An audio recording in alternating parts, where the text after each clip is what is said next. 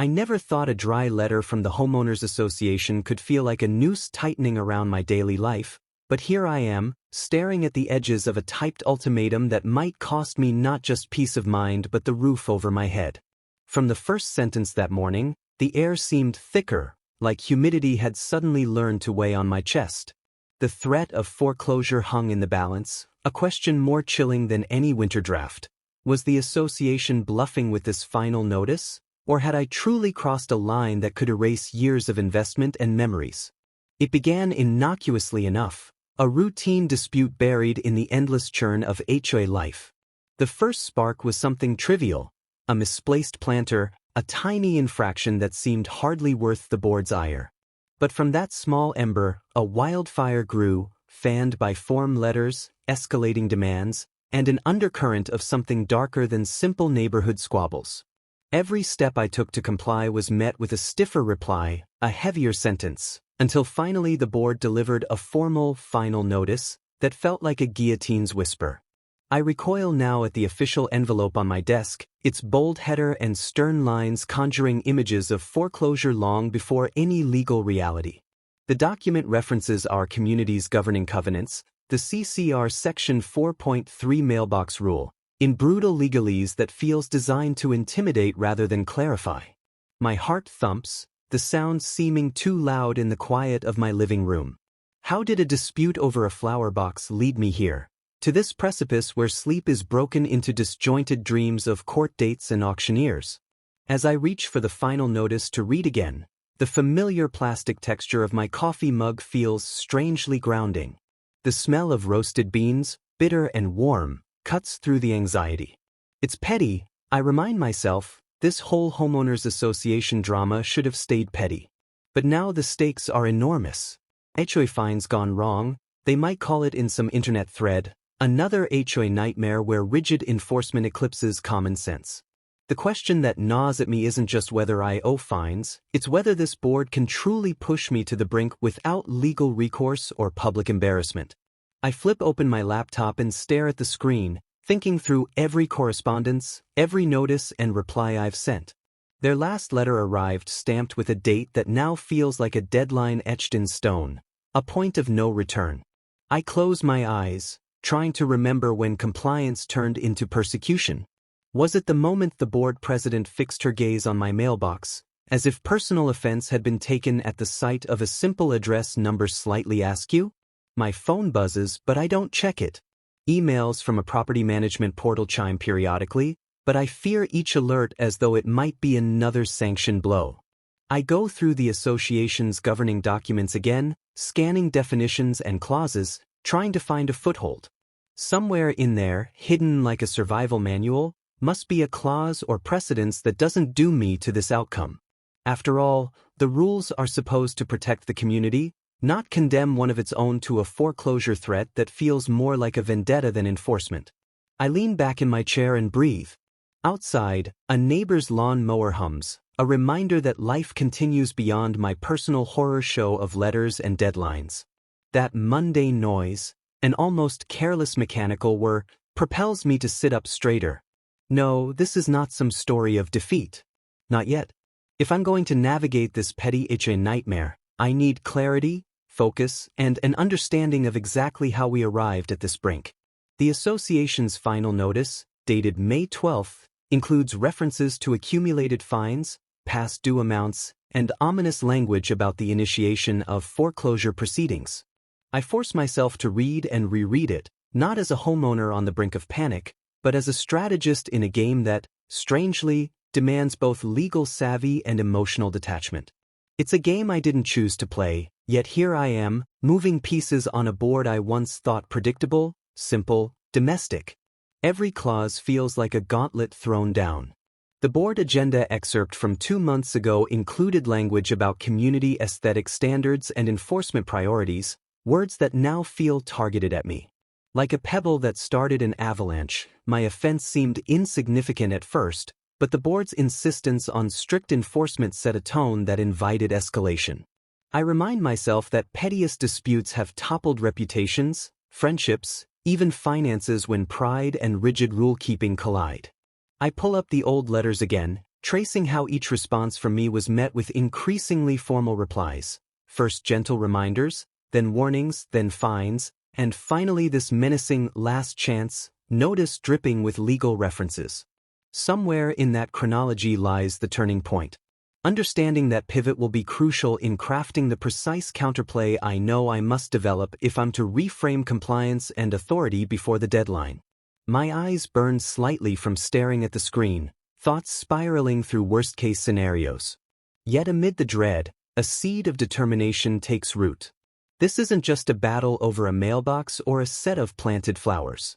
This is a confrontation with structural authority, with the question of how much power an association should wield over the lives of individual residents. And if I can't convince them to see reason, perhaps I can outmaneuver them within the very rules they swear to uphold.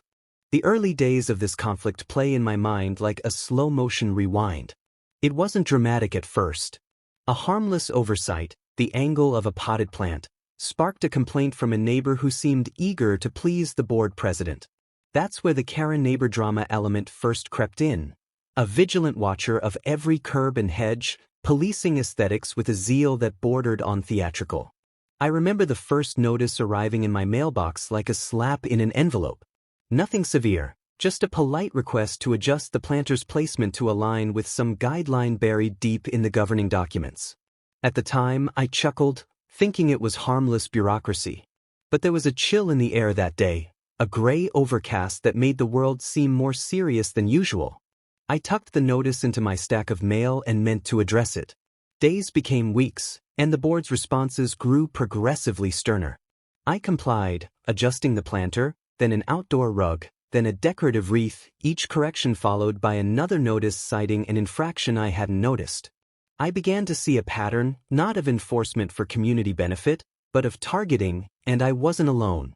Others whispered of similar experiences, whispers that grew louder in the evenings on neighborhood social groups. At first, I didn't connect the dots. It was just a neighborly HOA fine, I told myself, something everyone endures at some point. But as my correspondence file swelled with formal letters, and the amounts assessed climbed incrementally, the petty revenge HA undertone became unmistakable. The board had found its villain. Or perhaps I had simply been unlucky enough to trigger the committee's obsessive conformity machine. I pored over the governing documents looking for context, only to find dense sections that seemed deliberately complex. The CCR Section 4.3 Mailbox Rule, for instance, outlines requirements for mailbox appearance and placement in nearly incomprehensible phrasing.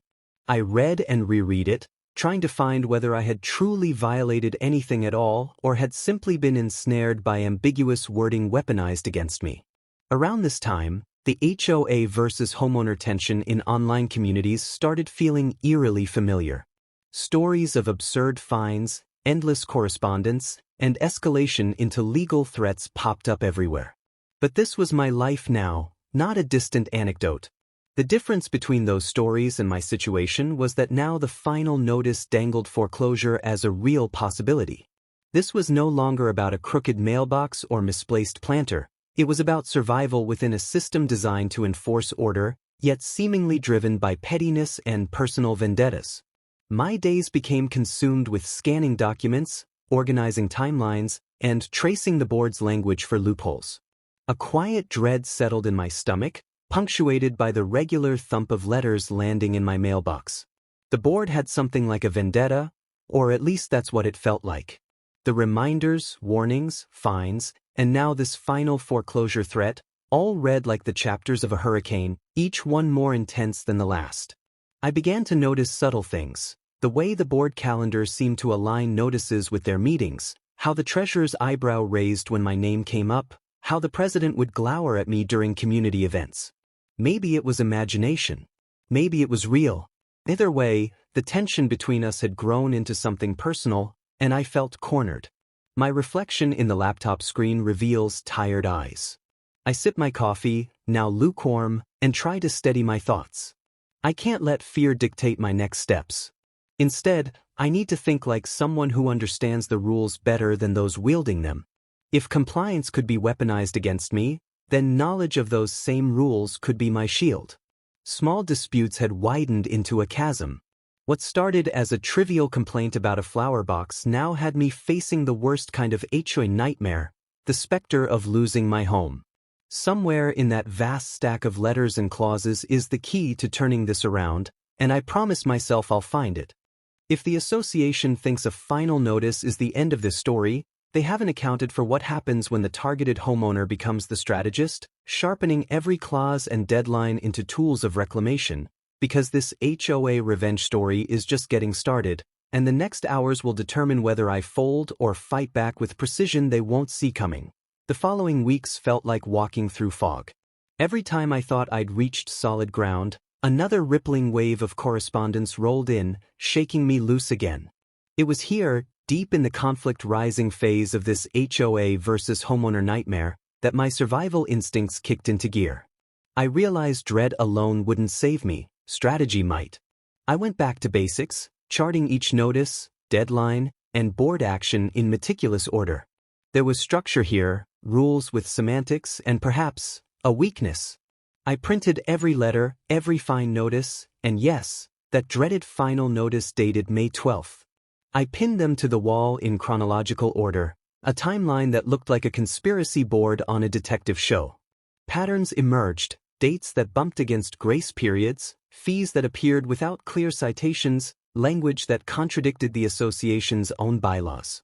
The evidence props in my mind, the final notice and ambiguous CCR language, were no longer just symbols of torment, they were clues. I dove headfirst into the governing documents again, page by page, clause by clause. In the margin next to CCR section 4.3, I scribbled notes about ambiguity, about vagueness in application. If a rule is unclear, can it be enforced? That question became a mantra. Every day I sifted through definitions and enforcement protocols, looking for inconsistencies. The board had power, but I suspected that power was not absolute, especially when they wielded it with such heavy-handed stubbornness. The conflict wasn't just procedural. It seeped into daily life. I'd catch myself scanning the street when I returned home, half expecting a complaint slip on my windshield for something trivial. The tennis court lights, once a lazy weekend luxury, now looked like spotlights ready to expose another supposed violation. The tomato plant on my patio became a symbol of defiance. It was 2 inches outside the approved border, but it was my plant, grown from seeds my grandmother sent me. There was irony in it that I could only laugh at when no one was watching. My neighbors began to take notice. Some offered sympathy, others curiosity. That tension is a strange social material. It binds and repels simultaneously. People whispered about my situation in casual encounters, sharing their own petty HOA fine horror stories. The local online group buzzed with tales of ridiculous penalties and relentless board members. One thread even labeled my ordeal a classic HOA nightmare, while another called it an extreme HOA revenge story. Those labels stung but also galvanized me. I wasn't alone in this absurd fight. Still, the gravity of foreclosure loomed in my mind like an unspoken dread that hovered at the periphery of every thought. I set up a literal countdown on my phone, days, hours, minutes to the board's stated deadline. With each tick, my pulse quickened. I couldn't afford to slip into denial. There was a battle ahead, and preparation would be my weapon. In a late-night moment of clarity, I pulled up the association's meeting schedules and noticed something curious. The board had a regular session 2 days before their stated deadline. That meant any resolution they wanted to pass affecting my account would likely be hashed out before I had a chance to respond formally. I began drafting a procedural challenge, outlining each ambiguous rule and enforcement inconsistency. I wasn't yet sure where this document would go, but I needed it to exist: a record, a map, a defense starter kit. At times, dread crept back in, but I shoved it aside and focused on observable facts. Minutes turned into hours and hours into days as I revised and polished what I started to think of as my counterplay draft. The small disputes of yard decorations had turned into a full-blown strategic war. I kept hearing that soft buzz of my air conditioner at night, like a courtroom's distant hum, a reminder that even in quiet moments I was preparing for judgment. The association's rigid letter language became a recurring nightmare motif: bold type, stern verbs, deadlines circled in red ink. But deep within that oppressive text lay hints of overreach, and I intended to expose them. One afternoon, I took a long walk around the neighborhood, not to escape but to observe. I watched how other homes skirted rules with creative compliance. A wreath hung slightly off-center yet acceptable, mismatched mulch that blended well enough to satisfy most eyes. It dawned on me that enforcement was inconsistent. If I could document these variances and highlight them in my response, the board's unilateral targeting might be seen for what it was: selective, personal, petty. I started snapping photos, jotting down instances where other residents seemed to enjoy de facto exceptions. In my pocket, my phone buzzed with reminders, deadlines, meeting agendas, points I needed to address. What began as dread transformed into focus, and focus became momentum. I discovered energy I didn't know I had, powered by necessity and a growing certainty that I wasn't wrong, just ensnared in a bureaucratic quagmire that fed on petty enforcement. As days passed, the amount due on my account ticked upward, an algorithmic levy that seemed to punish persistence more than noncompliance. I'd compare dates between the alleged infractions and receipt of notices, and sometimes the board's own timelines contradicted their stated grace periods. These discrepancies were my battlefield markers now, each one a potential lever to pry open the association's case. But the board did not sit idle. Their enforcement notices grew more formal, more urgent. The next document included language about pending actions and rights reserved, legalese chosen not to clarify but to intimidate. I felt the familiar stutter of adrenaline and uncertainty. Was it time to hire outside counsel? Could I risk the expense if this was nothing more than a strategic bluff? That question gnawed at me like an itch I couldn't scratch. I returned to that timeline on my wall, the printed letters arranged like dominoes waiting to fall. I forced myself to step back and breathe. This wasn't just about me. It was a test of process, an exploration of how far an association could push someone before the rules they claimed to uphold became instruments of harm rather than community standards. I had to stay grounded, to stick to facts, evidence, and documented inconsistencies. I owed myself that much. If the board thinks their next deadline and sternest letter yet will finally bend me to their will, they're about to discover the homeowner they picked on has been quietly building a defense that could flip every supposed violation back onto them and expose procedural faults that might unravel this foreclosure threat entirely. As the board's next meeting approached, my nerves tightened again. I rehearsed my arguments, tested each point against the governing documents, and anticipated counterarguments. I even began drafting a short narrative summary of how the association's actions had been selective at best and retaliatory at worst. This wasn't just about fines and deadlines anymore, it was about principle. I wanted not just to survive this conflict but to demonstrate clearly how the process had been mishandled. The night before the meeting, I reviewed my folder one final time, making sure every claim had supporting evidence, dates, photos of inconsistent enforcement, references to ambiguous rule language. The pile looked intimidating, yet in that chaos I saw structure. I could narrate this story with enough clarity to make an unassailable case. When I walked into the association's meeting the next day, I felt the buzz of tension in the air. The board sat before me, faces inscrutable, papers stacked neatly in front of them. I steadied my breath and laid out my timeline, my documentation, and my observations of inconsistent enforcement. Every word felt like a reclamation of power I thought I'd lost. Yet their response was procedural deflection. They nodded, scribbled notes, and deferred every point to their interpretations of the same ambiguous clauses I'd been analyzing for weeks. It was maddening, like arguing with a mirror that refuses to reflect your logic. I stepped back, realizing they weren't engaging with my content so much as shielding their authority behind impenetrable bureaucratic language. Walking away from that meeting, I felt a surge of frustration that balled up in my chest. But then I realized something important. Their dismissive posture meant they weren't prepared for the next stage of this HOA revenge story. I had the documentation. They only had rhetoric and rigid adherence to a narrative that didn't hold up under scrutiny. I wasn't done. If anything, this encounter showed me exactly where to strike next. In these past chapters, I transformed fear into action, mapping every notice and deadline, uncovering inconsistencies in enforcement, and building a strategy that challenged the board's narrative. What seemed like inevitable defeat became a tactical contest where clarity and evidence could tilt the balance.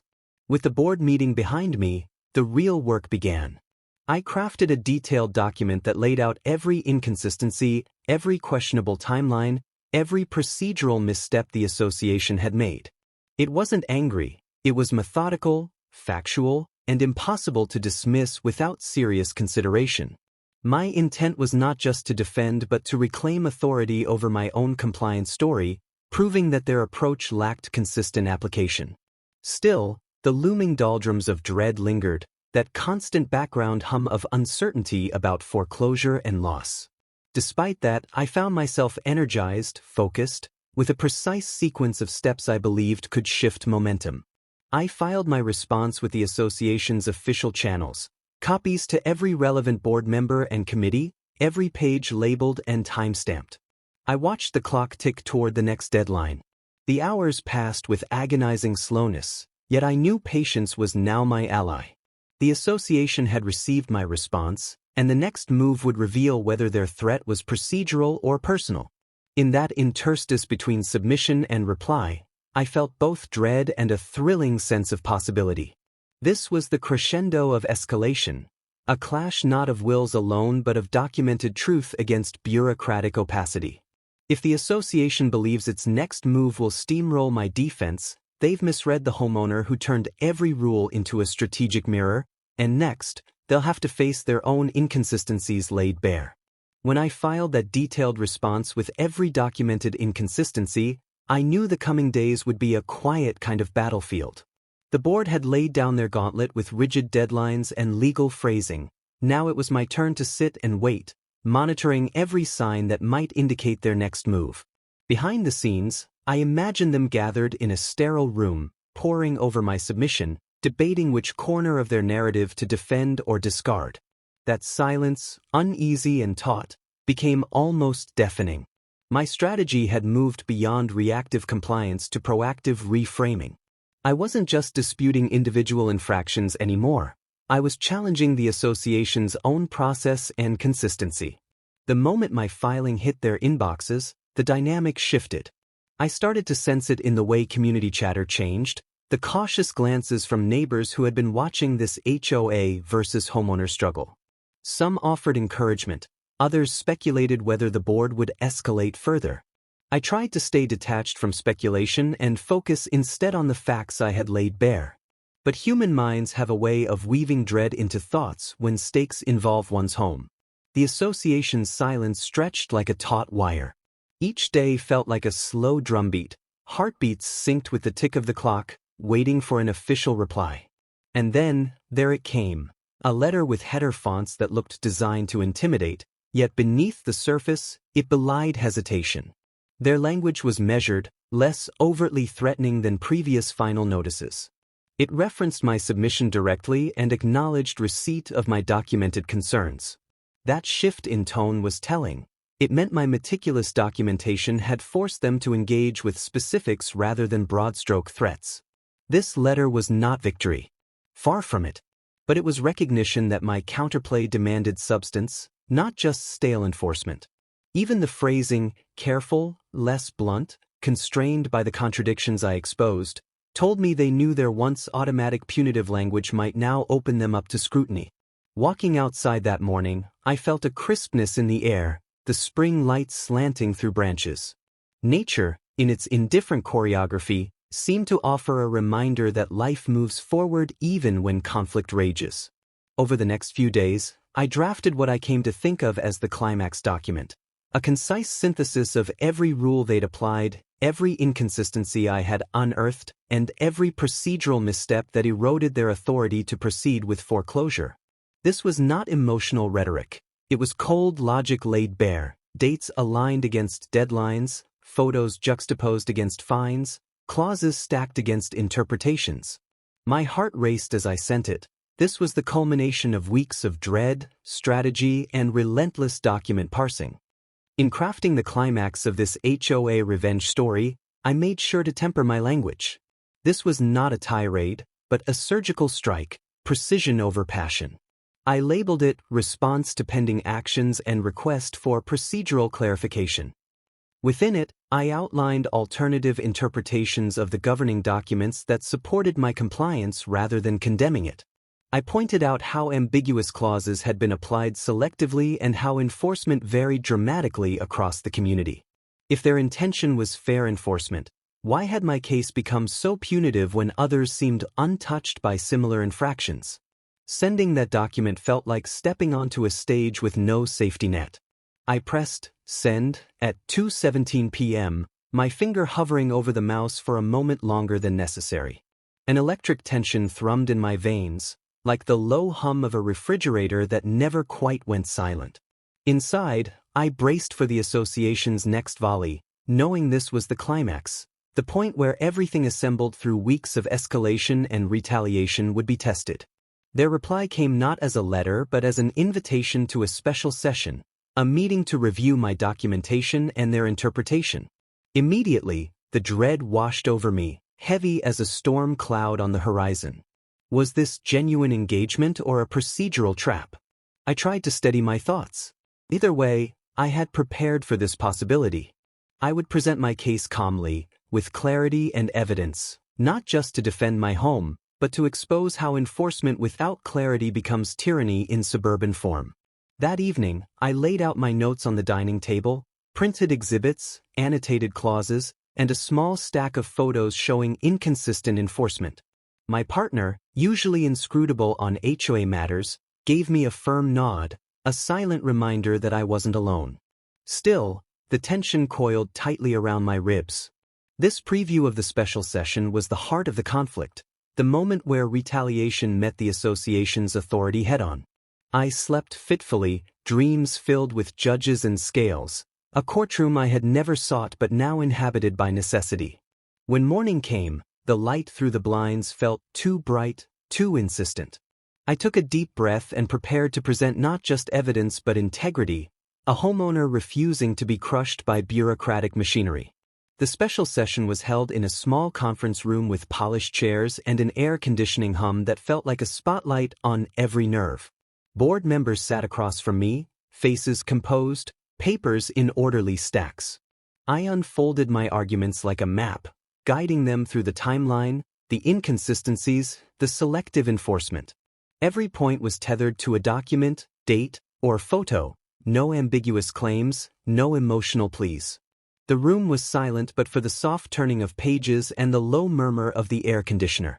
I felt the strategic rhythm, like pushing a chess piece into position, and watched their reactions, subtle shifts in posture and focus. That was the moment I realized how different this was from every prior exchange. Before, the board had wielded language like a blunt instrument. Now they were fielding specific, unassailable points. It was a transformation I had engineered with careful determination and, yes, dread forged into resolve. I spoke without accusation, framing my counterplay around fairness and the community's own rules. The evidence props, the timeline, the photographic record of inconsistent enforcement, the ambiguous CCR clauses, became pillars supporting my argument. By the time I concluded, I sensed a shift in the room. The rigid posture of authority softened into contemplation. In the quiet that followed, the board president cleared her throat and referenced specific points I raised about deadlines and procedural application. They would take those considerations under advisement and reconvene with a formal written response. No immediate judgment, no foreclosure pronouncement, just deliberation. That was all I needed. This special session was not a confrontation of wills, but a moment where clarity could outweigh intimidation. I walked out of that room feeling lighter than I had in weeks. The dread that once wrapped around every heartbeat now loosened, replaced by cautious optimism. The association had acknowledged the substance of my response rather than steamrolling me with rote enforcement language. In that, I sensed the tide turning.